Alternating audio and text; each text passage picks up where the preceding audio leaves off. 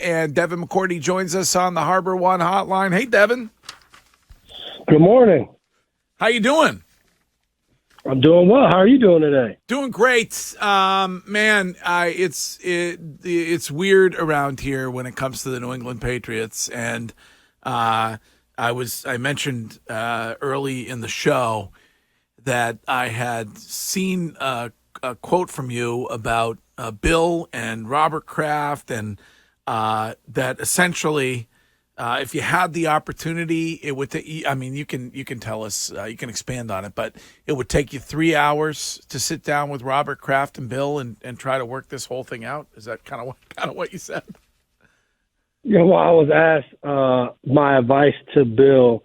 First, the question was about still coaching. I said, I would, definitely tell him to coach. And then the next one was like, would you tell him to stay in New England? And I said that would take a longer conversation to discuss the pros and cons of how it would all work out. And then it was the same thing about RKK, if he should keep Kraft and what that conversation would be like. And I said they would both be long conversations, but I could never see you firing Bill Belichick. From an ownership standpoint, I just think that's a very tough decision to make, to fire a guy who's been as good as he's been through the history of the whole NFL. It would just be crazy. But that was on the Dan Patrick Show. We were kind of talking about the future of New England. Rex Ryan said this week that the Patriot Way. Way. Rex went off. I saw that. Yeah, he went off. Said the Patriot Way is exhausting for these kids. You were a part of that, and if that was if the Patriot Way was a thing, you're a part of it. Is Rex out of his mind?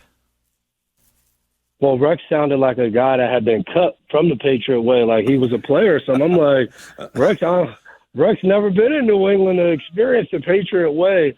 I've said it before. I don't really believe in like this whole Patriot Way stuff of like, like guys come in, there's this like magic thing that you either get it or you don't get it. Like to me, it's not that it's exhausting and that's why the team's losing. The team's just not that good this year. Like it is what it is. It has nothing to do with like Bill telling the guys to do this and do that and they're not doing it. And like, to me, the Patriot Way is a group of guys deciding that I'm going to sacrifice and do what it takes to win a Super Bowl. And he said it was all based off Brady. Yeah, like Brady is the biggest part of the Patriot Way.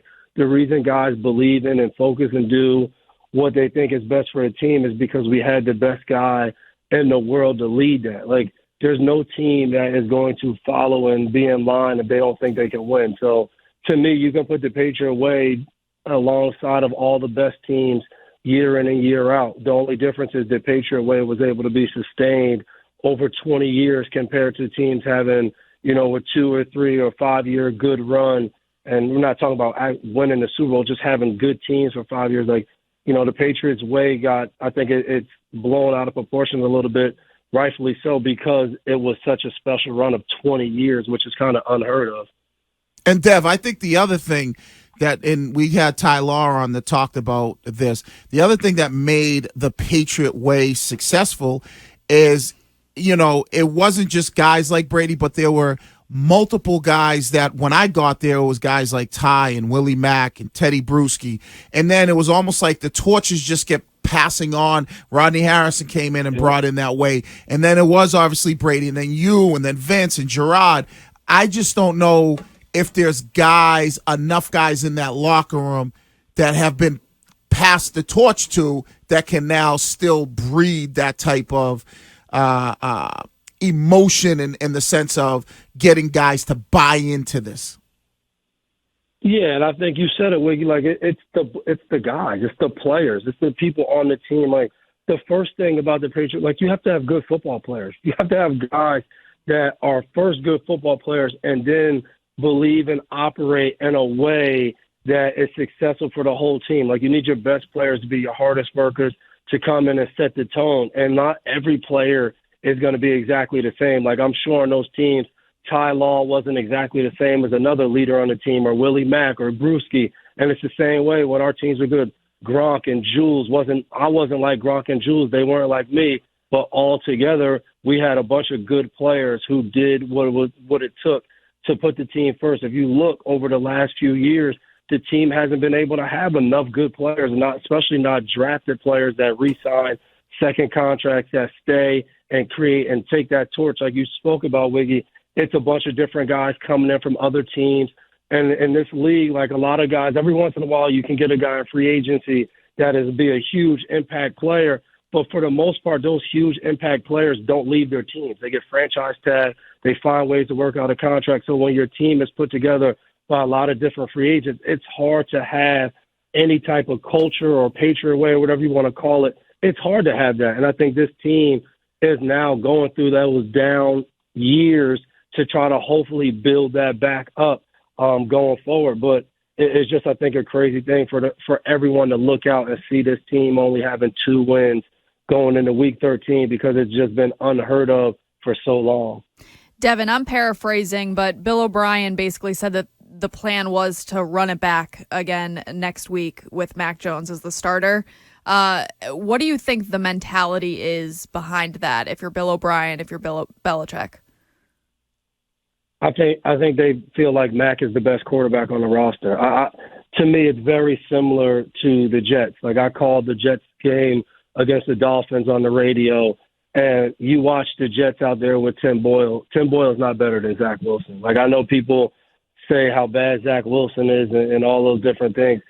Tim Boyle is not better than him. But I think at some point for Salah and the Jets, it turned into we have to give the team something new. Like, we have to give these guys a belief that something might be different. And I think New England is falling into that, too, of like, hey, I get it. Like, talent-wise, smarts, like everything, Mac is a better quarterback and probably the best quarterback on the roster.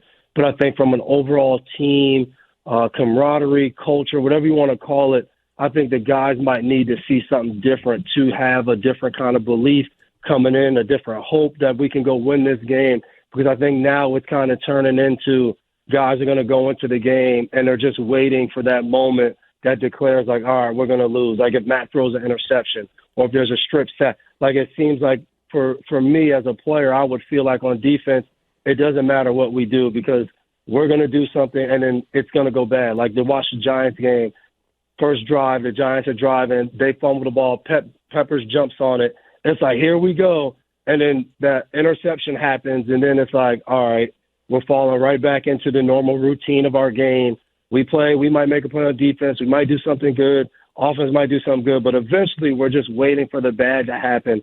And I think that is something that they're going to have to combat going forward of do you bring back Will Grier or do you give Malik Cunningham a chance to go out there and run some zone read, to do some different plays just to kind of give some energy, some fire into your overall football team, not necessarily about the best X and O or scheme or player, but just the energy back into the team. Devin, Mac just looks defeated. He looks like it's in his head. He's struggled so often. The year hasn't gone the way he wanted. That being the case, I don't understand the purpose of the, quote, competition after the bye week. And if he's just going to start this weekend, why would you continue to pull him from games just to put him back in when you know his head is already a mess?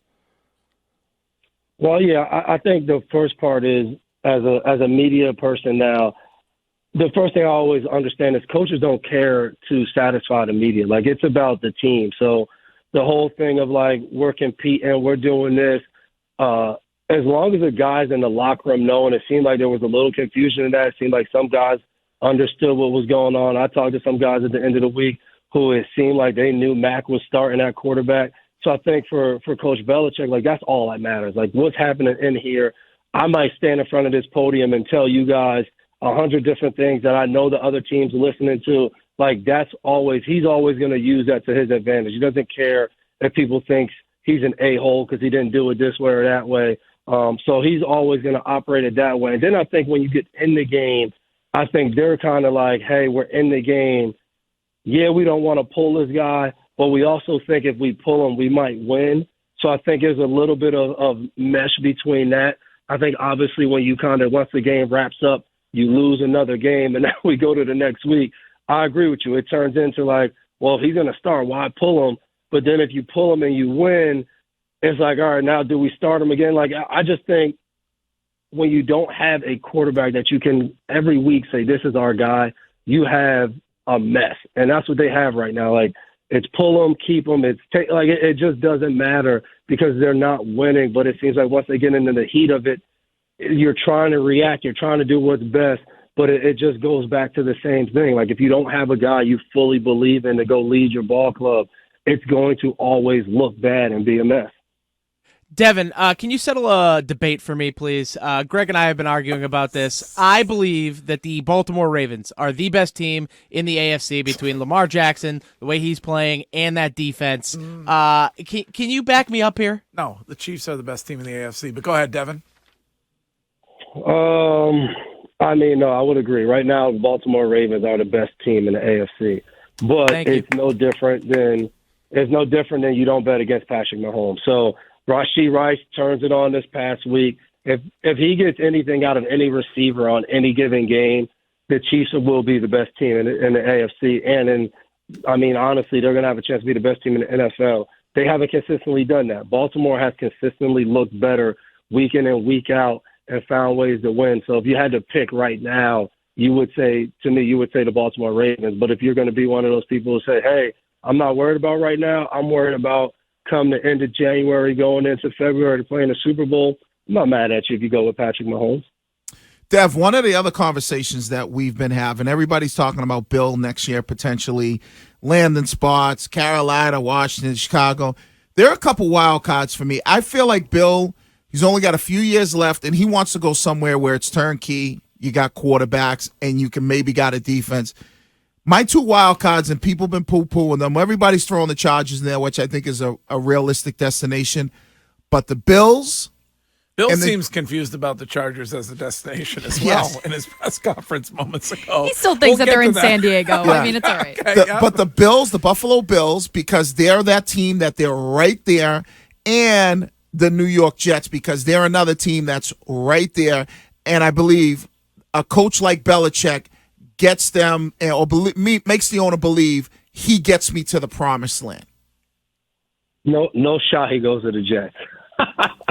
Thank you. Hey, don't sleep on it. I was there in 2000, and when the whole thing happened, it was more about him and Parcells clashing heads than it was the Jets organization. He hates the Jets. So you might know better than me. From my time, it seems like it would be hard for him to go to the Jets. Buffalo, I do like. I don't think Sean McDermott, I don't think he lasts after this year. I think the hard thing in this league is once you start firing coordinators and stuff, you fire Leslie Frazier, then you fire Ken Dorsey. To me, the next thing is the owner fires you. I think a Buffalo or I think a Chargers. I think those are two teams that when you look at it, they have all of the pieces that it takes. And I think any owner who's been in the league and these guys who own these teams, you've lost to this guy over and over and over again. Like, you're not going to just magically think that he has no idea what he's doing. So if it doesn't work out and he doesn't stay in New England, I think there's going to be so many teams. Like, I know right now it's like Bill doesn't know anything. Everybody in the media, Rex Ryan, every opportunity he gets, he goes at him. If he's not in New England, a bunch of these owners are going to be calling, trying to get him down there and enter their building because of what he's been able to do year in and year out. So, I think it would be scary for the league putting him with one of these top quarterbacks, a Josh Allen, a Herbert. I think it definitely could be. But, again, I think the interesting thing about Buffalo or the Jets is it gives them a chance to stay in the AFC East, which would be very, very fun to watch him competing against New England. Can you imagine? Money on it before you go. Last thing. Money on it right now, this moment. Is Bill coaching the Patriots next season or coaching elsewhere? To me, it's too hard to tell right now. Like, anything would be just some kind of guess. I think as this season dwindles down and you get to like the last 2 to 3 weeks in the season, I think that's when you can make a kind of educated guess moving forward. But I think right now, like if they go win, 3 games or 4 games left in the season, like I think that changes things. So right now, I think the easy answer you would be like, no, he's not going to be there because they continue to lose 4 straight games losing. But they start winning some games, I think the whole narrative can possibly change. So it's too early to tell. All right, Dev, you're the best. We'll talk to you next week. Thank you.